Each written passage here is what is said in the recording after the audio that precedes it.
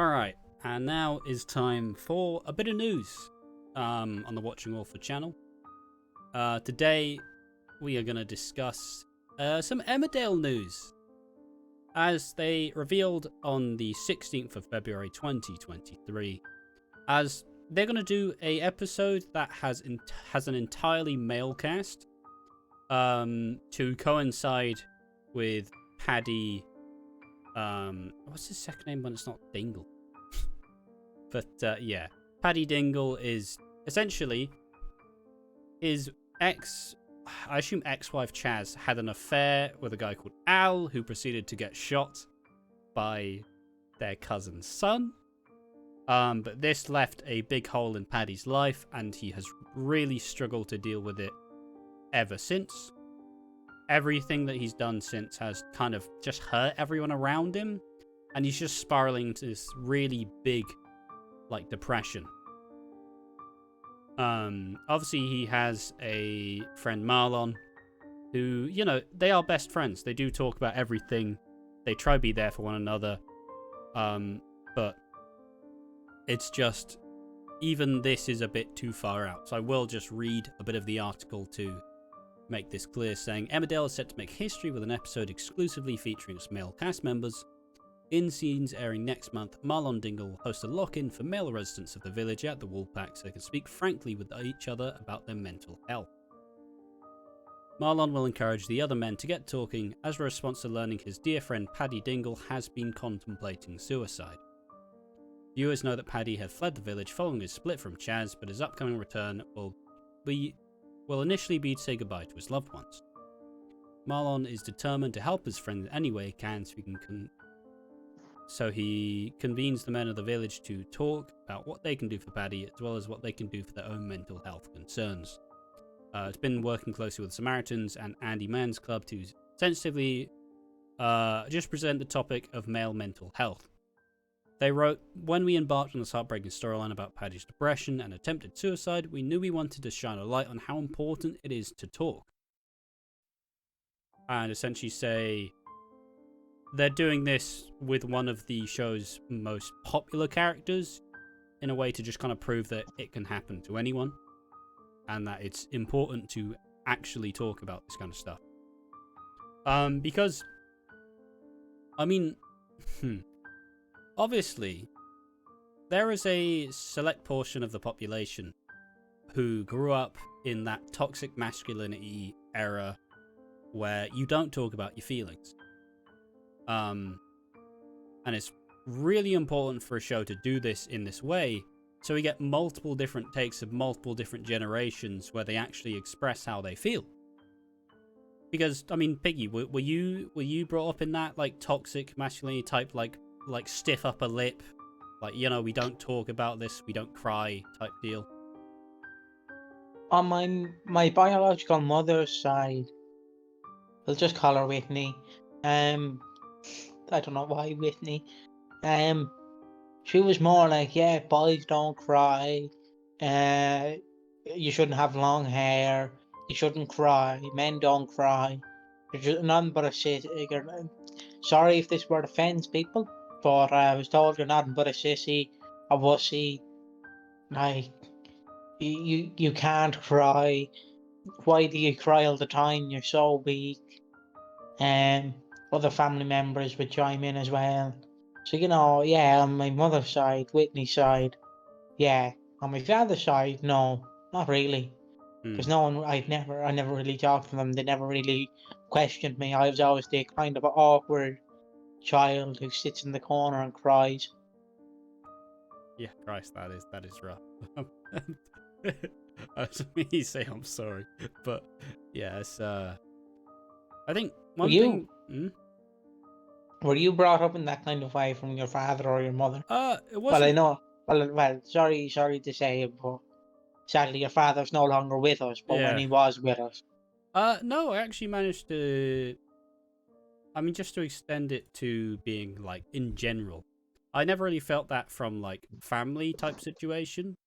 Not that we had a particularly open talking about this stuff family, as kind of just, it's just one of those things. But definitely growing up in schools and even just media at the time.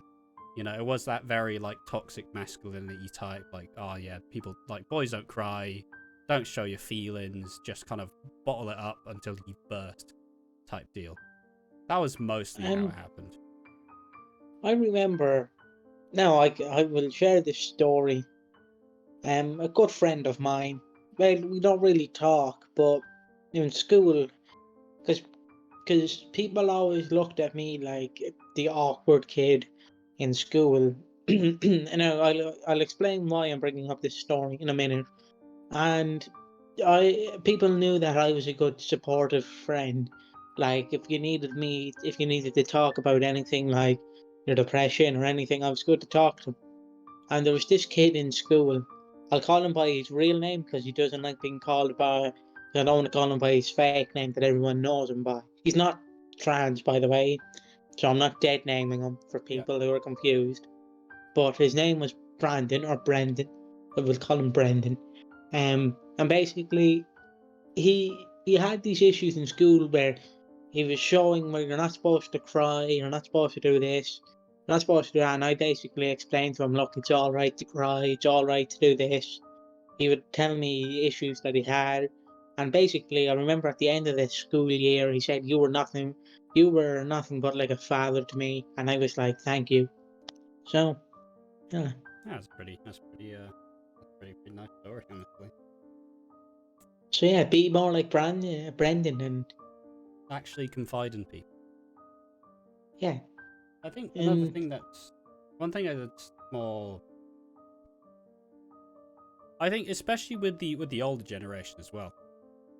Like there was a statistic where there was like a staggeringly high like male suicide rate from like age like 40 to like 50s or that kind of deal. Like the people who grew up in even older times, you know. Well, yeah, sure, we grew up in like 2000s, and I'm sure that's not even a patch on the level of like the toxic masculinity, boys don't cry, be a man, you know, you're supposed to be strong, you're supposed to be there, you're supposed to be the support, you're supposed to be the breadwinner type deal. a person that I always I won't explain why I'm bringing up my granddad. For obviously Ash knows why I'm bringing up my granddad, but I'm not gonna actually explain why I'm bringing up my granddad. But my granddad suffered. Well, he never showed it, but you could always tell that there was something that was hurting him on the inside. Yeah. He never explained it because he was born in 1938, right? He'd have to be born in 1938. He grew up in the 40s. Yeah. So, like, he was always told, man up, don't cry. So he never really showed emotion. He was just a very, what's the word? Not staying, or he was just a Just very, kind of like stoic, just didn't really give anything yeah. away, you know. He was a lovely man. Like, he loved all his grandkids and his kids. But he was just like, if you talk to him about emotions, like, obviously I don't know, but from the stories I was told, if you talk to him about emotions, he wouldn't really know, compared to like my dad would know. Yeah. You know, he was just a very, like, kind of, almost as I describe him, sting in the rafters. He would just sit there and look. He wouldn't do anything. Just sit there, kind of emotionless, just like, yeah. Yeah. And I suppose That's how I feel most of the time. But you know, you get through it. Yeah, exactly. I think it's just. I also think it's a level of, because Paddy's been on Emmerdale for the better part of 20 years or so. So you know, people have grown up with the character, and you know, he just got with he got with Chaz, who, you know, they've had this like long building relationship, and they finally actually told each other how they feel. And, you know, it's this big thing. But then she goes and has an affair because she can't deal with... She had to deal with the death of her mum, who died from cancer, and just was struggling to confide in Paddy. And this is seemingly derailed into a full-blown, like, I don't even know if I want to go through this. Like, the last time I remember, like, contemplated suicide and actual suicide in a soap There was one of the one I don't remember so closely as I didn't get to watch it at the time was in Hollyoaks around I'm gonna say 2018. You had Adam Rickett, who played Nick Tilsley in Coronation Street back in the day, played a character in Hollyoaks that I don't remember the name, but he played a guy called Kyle Kelly, who ended up taking their life due to a very hard battle of depression. And that was, there was a lot of issues there, and it was a genuine storyline about male depression around that 40 to 50 kind of or just even late 30s to 40s age. Then the other one that actually were reined in properly for me was I don't remember the specific dates, but in Coronation Street there was a character called Aidan O'Connor, who was part of the O'Connor family, and let me just get some specific. Not O'Connor, Aidan Connor, and in 2018 he ended his life, and you could kind of see the processes go down where at some point he was going to send a letter, essentially I believe in January he sent a letter to his dad, just I'm sorry for doing this, this is why, etc, etc. But at some point he intercepted this letter and tried to act like it didn't happen. But he delayed it so he could give someone a kidney. And then eventually in June or so, there's this really poignant scene where you see him just looking at the camera, just kind of emotionless in the face, just not everyone's talking around him, but he's not paying he's not able to pay any attention to it. And then you see a scene of him just crying as he's preparing to take his own life. And then the next episode you see afterward is his dad just kind of walking in and finding him dead in his bathroom, and just poor man. It's a very, very rough it's a rough story, especially because you realize that at some point that he was going to do it earlier. And yeah, I think obviously Paddy isn't going to die. Paddy will seemingly attempt suicide but won't be successful.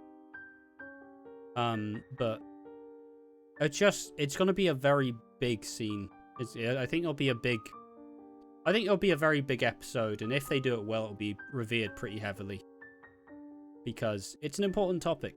It's an important thing for slightly older men, or just all men, to actually discuss their feelings and what they're going through, because it starts to remove the stigma that you shouldn't be able to talk about your feelings. And there should be no reason as to why it should go that far, type deal. Yeah, yeah. I think that was a very frank and quite harsh truth type deal of the announcement of the storyline. It is obviously it's going to be really important, and I hope it does really well, because it is a stigma that needs to be battled, and hopefully one day it'll be fully dropped entirely, and maybe people who have been told, you don't talk about it, stiff upper lip, maybe one day those will be able to break out of it as well. But we have been watching Walford. I've been Ash, I've been joined by Piggy. Bye. And yeah, goodbye.